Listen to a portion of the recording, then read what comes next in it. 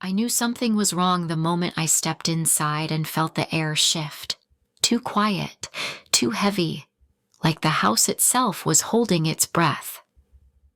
Light from the kitchen window stretched thin across the hallway and somewhere deeper in the house. I heard the low murmur of voices that froze me in place. My heartbeat started climbing before I even understood why. If you've ever walked into a moment that changed everything, subscribe and tell me where you're listening from, because what I heard next shattered the life I thought I knew. In that stillness, with my hand pressed against the wall to steady myself, I realized I was moments away from learning the truth about the people closest to me. And that was the moment everything started to unravel. When I stepped through the front door that afternoon in Tacoma, I felt a kind of stillness that didn't belong in my own home. I had come back from a simple legal appointment, hoping to settle my nerves after a long morning.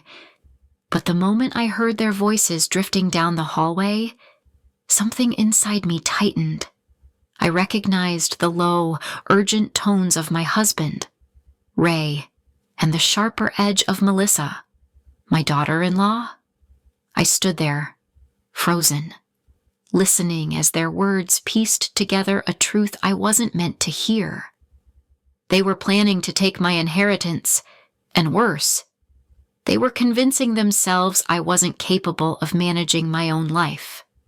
I remember the way my heartbeat quickened, how the air felt heavier, almost metallic.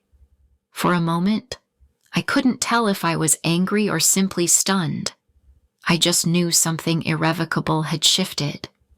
I stayed absolutely still, afraid any movement would give me away, afraid of hearing more and yet unable to pull myself from the moment.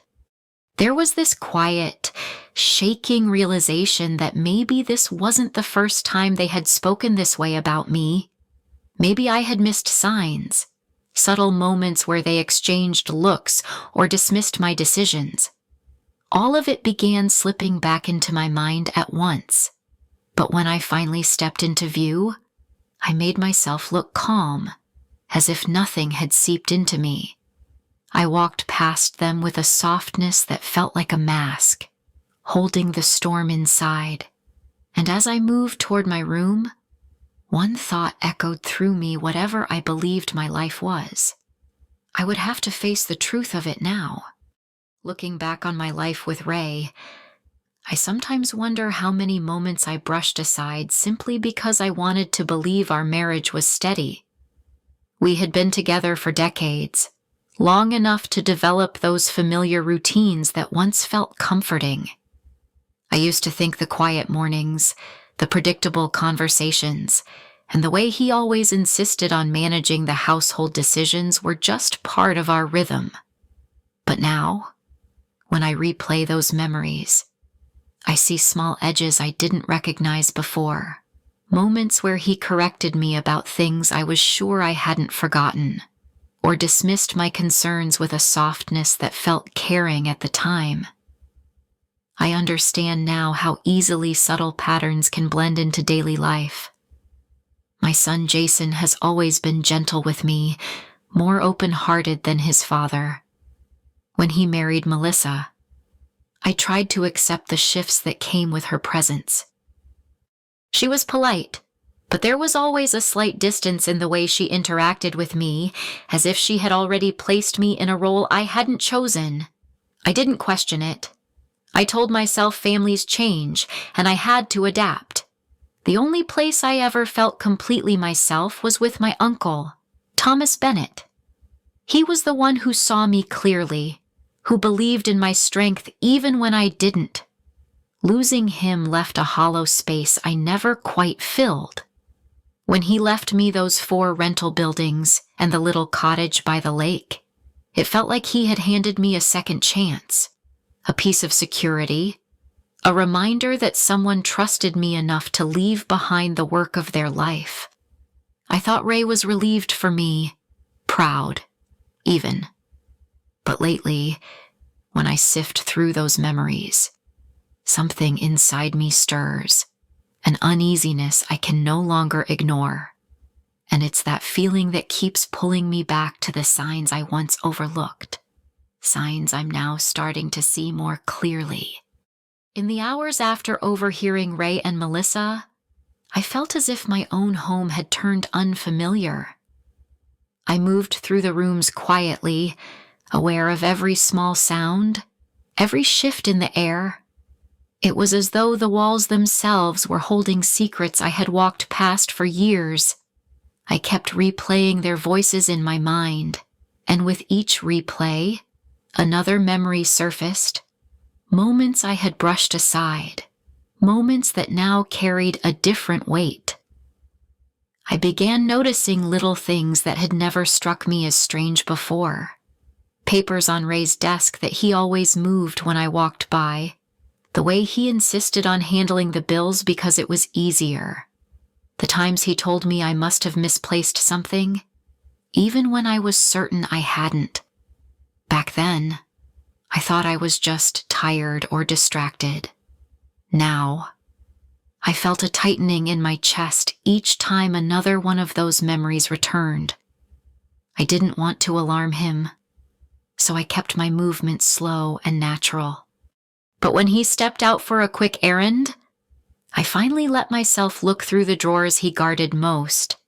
I found lists in handwriting that wasn't mine, calculations, projected expenses, and references to properties that belonged to me. Some pages had my name written in ways that didn't match my own signature. I held the papers in my hands, feeling something in me shift from confusion to quiet clarity. The fear didn't disappear, but it changed shape. It became sharper, more focused, urging me to keep going. I slipped everything back exactly where it had been, my heart steady now instead of frantic. For the first time, I understood that if I wanted answers, I would need to gather them carefully. And I knew this was only the beginning. Driving to Olympia that morning felt like moving through thick fog, but somewhere beneath the fear, there was a thin thread of resolve pulling me forward. I knew I couldn't keep pretending everything was normal. The papers I had found, the whispers I overheard, they were proof that something in my life had veered into dangerous territory. By the time I walked into the attorney's office, my hands were trembling, but my mind was clear I needed help. Sitting across from Laura Chavez was the first time I allowed myself to speak the truth out loud. As I told her everything, what I heard, what I found, what I feared, I felt exposed, almost fragile. But Laura listened with a kind of steady focus that made it easier to keep going. When she repeated my story back to me in legal terms, it hit me in a way I wasn't prepared for. Hearing my marriage described with words like coercion and exploitation made my chest tighten. I had spent years believing discomfort was simply part of compromise. Now I was learning it could also be a warning. With Laura's help, we created a protective trust for the properties my uncle left me. Signing those documents felt like reclaiming something I didn't realize I had been losing piece by piece. For the first time in days, I could breathe without feeling watched. Later, I met with Jason privately. I didn't tell him everything, but I watched his eyes, the concern in them, the genuine confusion when I mentioned feeling overwhelmed. In that moment, I knew he wasn't part of any of this. That small certainty gave me something solid to hold on to. When I returned home, I began writing everything down, dates, memories, small details I had ignored. Each note steadied me. Each page felt like a quiet promise to myself. I wasn't just afraid anymore. I was preparing, and that shift, subtle as it was, marked the beginning of something new. Maintaining the mask became its own kind of discipline. Each morning, I slipped into the role of the gentle, slightly scattered wife Ray had grown accustomed to. I let him think I was preoccupied with errands or distracted by household chores, even though my mind was sharper than it had been in years. I moved through the house with deliberate softness, noticing what he touched, where he lingered, how he watched me. On the outside, I stayed steady. On the inside, I was taking notes. At night, lying beside him, I felt an emotional distance I couldn't ignore anymore.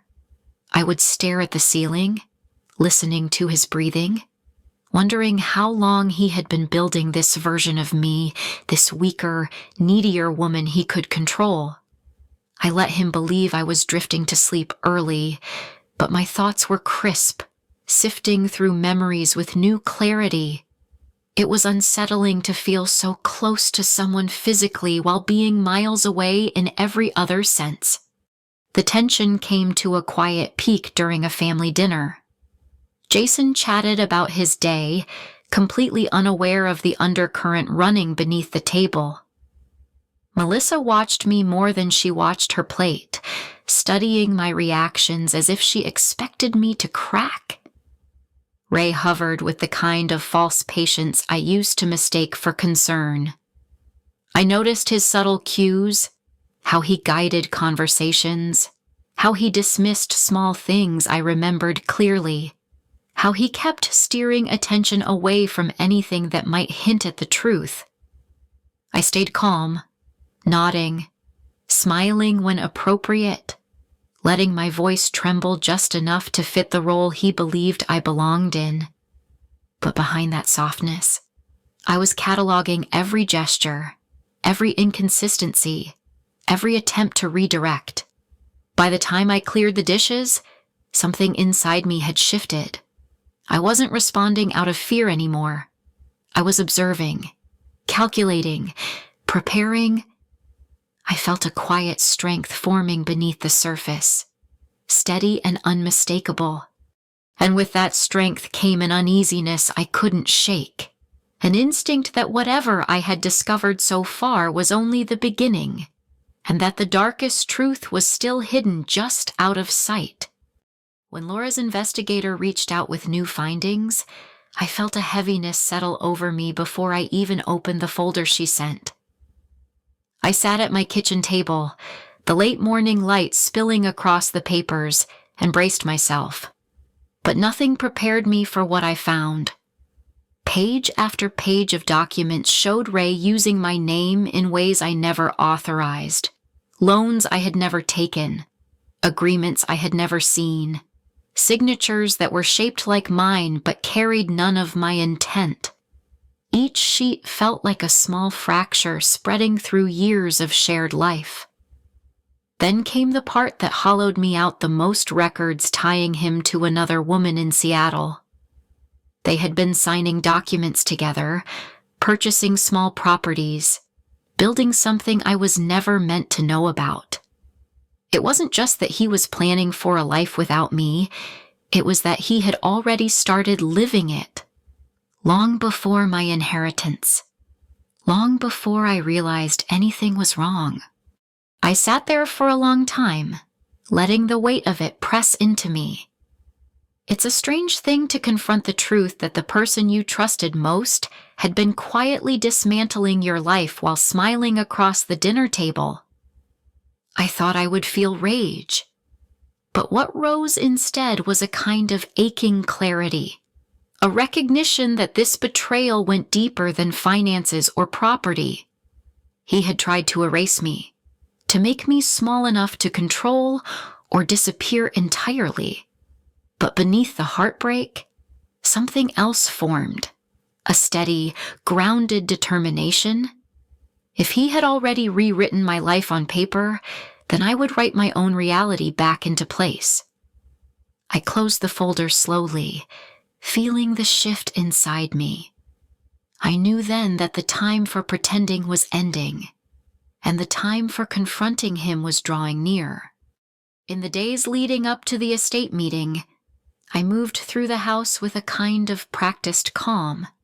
Each morning, I reminded myself to breathe slowly, to keep my voice steady, to let Ray believe nothing had changed. But inside, everything had shifted. I reviewed the documents the investigator uncovered. I repeated quiet affirmations to myself when I felt my resolve slipping. I reminded myself that what was coming wasn't just a conversation. It was a turning point I could no longer postpone. When we arrived at the estate planner's office, I felt a strange stillness settle over me. The room was warm, the lighting soft, and the planner's desk neatly arranged. Ray took control of the conversation immediately, as he always had, explaining what he wanted updated, what he claimed we had agreed to. I sat beside him, hands folded, offering small nods that revealed nothing. Inside, I was gathering strength with every breath. As the papers were placed in front of us, I felt an old instinct rising, the one that used to push me to be agreeable, to avoid conflict.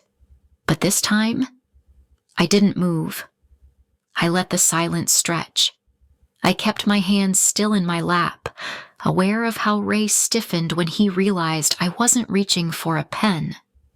That silence, that refusal, spoke louder than any words I could have offered. His reaction came quickly, sharp breaths, unsettled shifting, a tension rolling off him that I had never allowed myself to fully acknowledge before. I watched the mask he always wore crack at the edges. I saw frustration, fear, and something darker flicker across his face. And for the first time, I didn't shrink from it. I simply observed. In that moment, a clarity settled over me. I didn't see a partner sitting beside me. I saw a threat, someone who had spent years shaping a story where I disappeared. I stood with a calm I didn't know I possessed. I didn't need to argue or explain. I had already made my decision, and as we left that office, I knew I was stepping toward a life where he no longer held any power over me. Leaving that office felt like stepping out of a storm I had been standing in for years without realizing how soaked I'd become. The drive home was quiet, and for the first time in a long while, the silence didn't frighten me. It felt clean. When I finally walked through my front door, I didn't look for Ray, and I didn't listen for footsteps or tones in the air. I simply breathed. That alone felt like the beginning of something new. Over the next few days, I found myself moving through my life differently. I cleaned out drawers I had avoided, removed old papers, and cleared the spaces where his presence lingered the most. It wasn't anger driving me, it was relief. The kind that comes when you stop pretending and start choosing yourself again. I noticed how soft the mornings were, how gentle the light looked through the kitchen window when I wasn't bracing myself for his mood. Little things that had once blended into the background suddenly felt meaningful. As I settled into the quiet, I realized how far I had traveled from that moment of betrayal, how much strength had surfaced in me when I finally stopped shrinking. I began recognizing parts of myself I hadn't seen in years, the woman who trusted her instincts, who could make decisions without second-guessing, who deserved safety and respect. It was like finding an old photograph and remembering a version of myself I had lost. And now, standing on the other side of all this, I understand something I wish I had learned sooner. Strength doesn't always roar. Sometimes it arrives quietly, in the decision to walk away, in the choice to rebuild, in the courage to believe you deserve better. If you've ever faced something that forced you to rediscover yourself, I hope you'll share it. I read every word. Thank you for spending this time with me and walking through this journey. If my story resonated with you, I hope you'll like this video and subscribe so we can keep sharing these moments together. And if you've ever had to rebuild yourself after someone broke your trust, I'd truly love to hear how you found your way forward. I read every comment, and your stories matter here. Take care of yourself, and I'll see you in the next one.